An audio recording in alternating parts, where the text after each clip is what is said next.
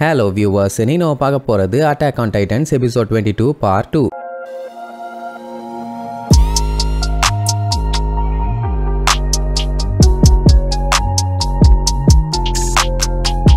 Open பண்ணா soldiers எல்லாம் ஒரு வழியா கிடைச்ச பாடிஸ் எல்லாத்தையுமே அள்ளிட்டாங்க. இப்ப வேகமா ரிட்டர்ன் போயிட்டு இருக்காங்க. போற வழியில மிகாசா நம்ம இறனை பார்த்து ரொம்பவுமே ஃபீல் பண்ணுவா. ஏன்னா பையன் இன்னுமே மயக்கத்துல இருந்து தெரியல. என்ன பாடிஸ் எல்லாத்தையுமே குண்டு கட்டா கட்டி அள்ளிட்டு போவாங்களா, அதுதான் பார்க்க கொஞ்சம் கஷ்டமா இருக்கும். அப்படி எல்லாம் போயிட்டு இருக்கும்போது திடீர்னு பாத்தீங்கன்னா பின்னாடி இருந்து டைட்டன்ஸ் வரட்டிட்டு வரும். ஒரு 2 பேரை அடிச்சு புடிச்சு தப்பிச்சு ஓடி வருவானுங்க. அதுவும் செத்து போன அவங்க ஃப்ரெண்டை தூக்கிக்கிட்டு. இந்த கிறுக்கு பயலுக சொன்னா கேட்க மாட்டானுங்க போலயே. சரி பரவாயில்லன்னு ரெட் ஸ்மோக் அடிச்சு விட்டுட்டு ஃபுல் ஸ்பீட்ல போங்கன்னு கமாண்டர் ஆர்டர் கொடுப்பாரா. பண்ணே வேகமா தப்பிச்சு ஓடுவாங்க. இப்ப என்னன்னா போற வழியில பெரிய பில்டிங்ஸோ இல்ல டாலான மரங்களோ எதுவுமே இல்ல. அப்படி இருந்துச்சுன்னா இங்க சண்டை போறது ரொம்பவே கஷ்டம். அப்படின்னா இவங்க வாலை ரீச் பண்ற வரைக்கும் சண்டை போடாம வேகமா ஓடுறது மட்டும்தான் நல்லது. அப்புறம் ஃப்ரெண்டோட பாடியை கஷ்டப்பட்டு காப்பாத்தி தூக்கிட்டு வந்தானுங்கல்ல, டைட்டன் அட்டாக் பண்ண வரும்போது குனிவானுங்களா, அப்ப அவங்க ஃப்ரெண்டோட பாடி கீழே விழுந்துரும். அச்சோ விழுந்துட்டானே யோசிச்சுட்டு இருக்கும் போதே 2 பேர்த்துல ஒருத்தனை ஒரு டைட்டன் தூக்கிடும். உடனே அவனை காப்பாத்துறதுக்காக இன்னொருத்தன் கிளம்பி அட்டாக் பண்ண போவான். எதுக்கு இந்த வேண்டாத வேலை? லெவி சொன்ன மாதிரி பேசாம இருந்திருந்தானுங்கன்னா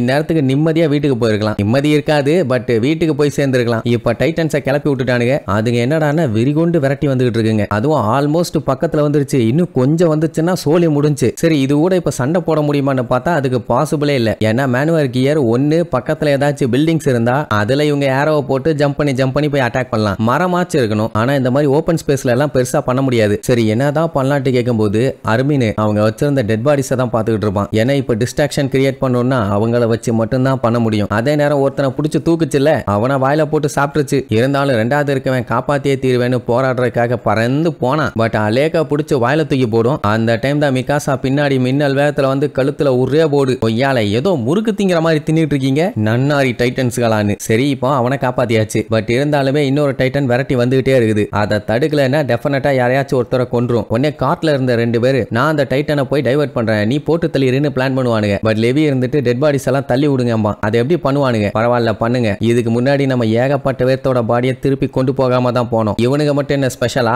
இருக்கிறவங்களோட உயிரை காப்பாற்றணும்னா நம்ம இதை பண்ணித்தான் ஆகணும்பா. பட் 2 பேர்த்துக்குமே சுத்தமா மனசு இல்ல. இருந்தாலும் வேற வழி இல்லையே, பண்ணித்தானே ஆகணும். அதனால ஒவ்வொருத்தர் பாடியா தூக்கி போடுவாங்க. அது ஓடும்போது காலுக்குள்ள கண்ணா பின்னாடி மிதிப்படும் போது அது அப்படியே ஸ்லோ ஆகும். அப்படி ஃபர்ஸ்ட் பாடியை போட்டுட்டு 2வது பாடியை போடும்போது அது யாரோடது தெரியுமா? பெட்ரா. அவளை பார்க்கும்போது லெவிக்கு உள்ளுக்குள்ள அவ்வளவு கஷ்டமா இருக்கும். ஆனா வெளியில காட்ட முடியாது. ஏன்னா இவன் சோகமாய் அழுது புரண்டான்னா மத்தவங்க எல்லாருமே ரொம்ப ஃபீல் பண்ண ஆரம்பிச்சிருவாங்க. கேப்டனே உடஞ்சிட்டாரு, நம்மலாம் என்னன்னு. அதனால வெளியில காட்டிக்க மாட்டான். அதுக்கப்புறம் வண்டியை ஒரு இடத்துல நிப்பாட்டி ரூட்டை மாத்திட்டு இருப்பானுங்க. டைட்டன்ஸுங்க திடீர்னு வந்தா சேஃப்டியா எஸ்கேப் ஆனுங்கிறதுக்காக. அப்போ லெவி இவானோட பேட்சை கொடுத்துட்டு இவான் உயிரோட இருக்கான் அப்படிங்கிறதுக்காக இந்த பேட்சை நீ வச்சுக்க அப்படின்ட்டு இவானோட பேட்சை கொடுத்துட்டு போவான். அதை பார்த்துட்டு அவன் கதறி அழுவான். பேசாம இருந்திருந்தானுங்கன்னா கூட இருந்தவனும் உயிரோட இருந்திருப்பான். இப்போ அவனும் காலி. அப்படியே கட் பண்ணி நம்ம இறனோட பிளாஷ்பேக்கை காட்டுறாங்க. ஒரு நாள் மிகாசாவும் இறனும் சின்ன வயசா இருக்கும் போது மரத்தெல்லாம் வெட்டி எடுத்துட்டு வருவாங்களே, அப்போ சர்வே காப்ஸை பத்தி ஒரு சின்ன வாக்குவாதம் போயிட்டு இருக்குது. மிகாசா என்ன சொல்லுவா, நீ அவங்கள பத்தி ரொம்ப யோசிக்கிற, அதெல்லாம் யோசிக்காத, ஃப்ரீயா விடுமா. பட் அவன் அதுக்காக அவங்க எல்லாத்தையும் என்ன முட்டா பாலுகன்னு சொல்றியா, அவங்க எவ்வளவு பெரிய ஆளுங்க தெரியுமா அப்படி இப்படின்னு பில்டப் பண்ணிட்டு இருப்பான். அந்த டைம் பாத்தீங்கன்னா டங்குன்னு பெல் அடிக்கிற சவுண்ட். வேற ஒண்ணும் இல்ல, கேட் ஓப்பன் ஆகும்போது இந்த மாதிரி பெல் அடிப்பாங்க. அவனுக்கு அவ்வளவு சந்தோஷம். அப்படின்னா சர்வே காப்ஸ் திரும்பி வர்றாங்க, ஹீரோஸ் எல்லாம் வர்றாங்க, நான் அவங்கள பார்க்க போறேன்னு அடிச்சு புரண்டு போய் பார்ப்பான். வர்றவங்க மூஞ்சி முகரன்னு பாத்தீங்கன்னா எல்லா இடமும் காயம்பட்டு ரொம்ப சோகமா நிறைய பேரை பலி கொடுத்துட்டமேன்னு ஃபீலிங்ல வந்துகிட்டு இருந்தா கூட்டத்துல நின்னுட்டு கோயந்தா போடுவானுங்க தெரியுமா.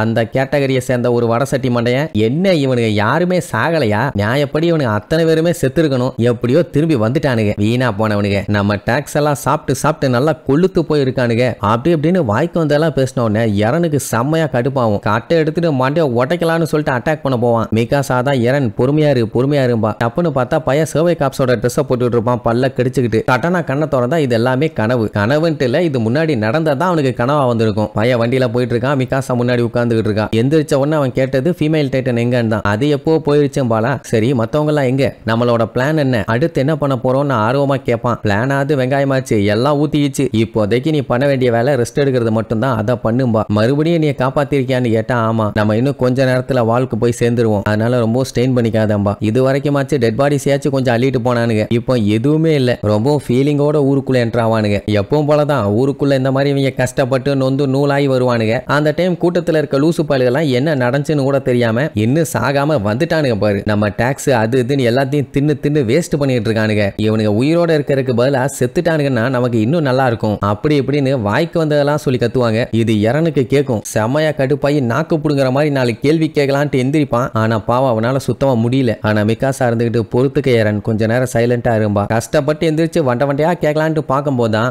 அங்க 2 குழந்தைங்க இவங்களை ஆர்வமா பார்த்துட்டு சர்வை காப்ஸ் அவங்க டைட்டன்ஸ் எல்லாத்தையுமே உதச்சு தெறிக்க விட்டுட்டாங்க அப்படி எப்படின்னு சந்தோஷமா சொல்லுவாங்க. நம்ம பையலும் பாத்தீங்கன்னா உடனே சைலண்ட் ஆயிருவான். ஏன்னா இந்த டைம் அவன் லூஸ் மாதிரி சண்டை போட்டான்னா அந்த குழந்தைங்க தப்பா நினைச்சுக்கோங்க. அதனால அந்த டைம் பெட்ராவோட அப்பா பாத்தீங்கன்னா லெவி கிட்ட அப்படியே பேசிக்கிட்டே வருவாரு. சார் என் பொண்ணுங்க அவ பாக்குறதுக்கு முன்னாடி நான் உங்ககிட்ட சில விஷயங்கள் பேசணும். அவ எனக்கு ஒரு லெட்டர் அனுப்பியிருந்தா. அவளோட எபிலிட்டி எல்லாத்தையுமே மதிச்சு அவளை உங்க ஸ்குவாட்ல சேர்த்திட்டீங்களாமே, ரொம்ப பெருமையா இருந்துச்சு. அவ அதுக்காகவே அவளோட முழு எஃபர்ட்டையும் போறாங்கிற மாதிரி சொல்லியிருந்தா. இந்த மாதிரி எல்லாம் வரும்போது நான் பார்த்தேன்னா கவலைப்படுவேன் நினைச்சிட்டு இருப்பா. அதெல்லாம் பிரச்சனை இல்லை, அவளை பத்தி எனக்கு தெரியும் அப்படி இப்படின்னு பேசிக்கிட்டே இருப்பாரு. நம்ம லெவி பார்க்கணுமே, என்ன சொல்றதுன்னே அவனுக்கு தெரியல. அப்படியே அவன் பாட்டுக்கு நடந்து போய்கிட்டே தான் இருப்பான். அவரும் நடந்துகிட்டே தான் பேசுவாரு. அதுக்கப்புறம் அவளுக்கு கல்யாணம் பண்ணணும் அப்படி இப்படின்னு அவர் எவ்வளவு பேசினாலும் லெவியால ஒரு வார்த்தை பேச முடியல. அது மட்டுமா கமாண்டர் எர்வினை போட்டு எல்லாம் வாங்குவாங்கன்னு வாங்குவாங்க. நீ எல்லாம் மனுஷனா? நிறைய பேர் செத்து போயிட்டாங்க, கொஞ்சம் கூட அதுக்கு ரெக்ரெட் பண்ணாம போயிட்டு இருக்கியாடா? உனக்கெல்லாம் மனசாட்சியே இல்லையா? இன்னும் எத்தனை பேர்த்த தான் இப்படி சாகடிக்க போறீங்கன்னு கேள்வி மேல கேள்வியா கேட்பாங்க. இதெல்லாம் கேட்டுட்டு